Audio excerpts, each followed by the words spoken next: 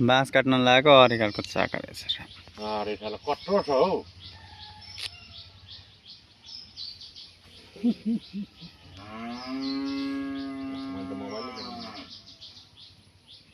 मैले बनाएको भिडियो छेउमा गयो भने त मारिहाल्छ। आमा कत्रो ठुलो दुलो हुँदो रहेछ। एक यतापट्टिबाट छिर्दैछ, यताबाट छिर्दैछ नि। ढोका चाहिएन तिनीहरूलाई। त्यही त खसाङ खुसुङ गऱ्यो एटेक हानिदिइहाल्यो क्या।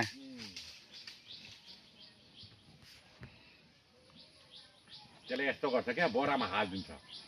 बोरामा हाल्नलाई पनि त मिल्नु पर्यो नि त। त्यही त नि, त्यो झुन्डेकोलाई नि, झुन्डेको रहन्छ नि। त्यो दुलो नै बन्द गर्नुपर्छ। यसको कतिवटा एउटा दुलो दुईटा दुलो हुन्छ होइन यसको? एउटा छिर्ने एउटा भाग्ने। एउटा छिर्ने एउटा भाग्ने, दुईटा दुलो हुन्छ। दुलो बन्द गर्नुपर्छ। इमर्जेन्सी एउटा रहन्छ।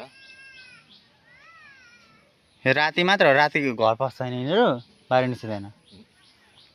त्यति बेला मात्र हो यो।